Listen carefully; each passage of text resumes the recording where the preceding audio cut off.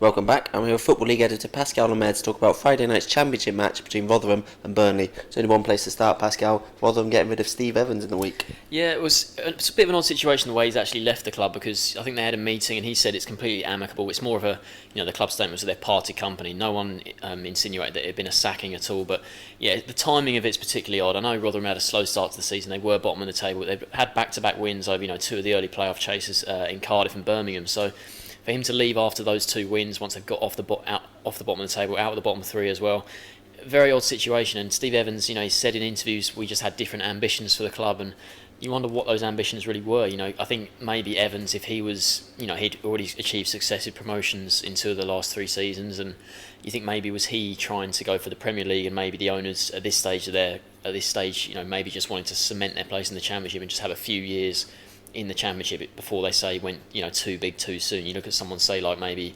Yeovil, who came up to the Championship and now they're back down and really struggling again. So maybe the owner just wanted to sort of solidify in the Championship for a couple of years, whereas Evans might have thought, I really want to push here and spend a lot of money. So maybe that's where the discrepancy was. But odd to see him leave, because I know the Rotherham fans loved him.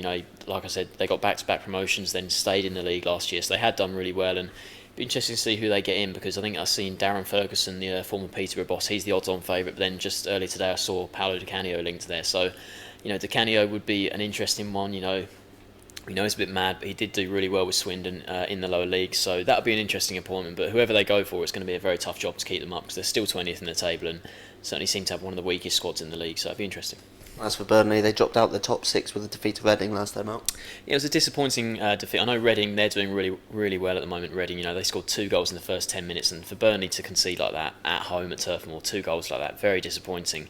They did respond in the second half. De Rikwa got pulled one back, and then they almost got the equaliser. Ollie Norwood with a great goal line clearance, but it was a disappointing result, and that came after the 0-0 draw at Derby. So it's just 1 point from 6 after they had won 4 in a row. So it's down to 7th, which isn't too bad. But I remember before I spoke about the Derby game, I said that the 4 wins they had were against teams not doing that well. So I think they need to prove their mettle against tougher sides like Derby and Reading, and they haven't done that. So maybe it's a sign that they're not quite ready to mount a playoff charge this season. But still 7th, and there's I think they're one of 5 teams on 15 points, just behind Middlesbrough in second. So what's your score prediction for this one?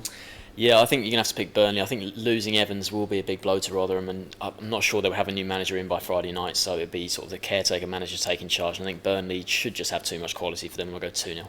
Sportsmore going for a 2-0 win for Burnley.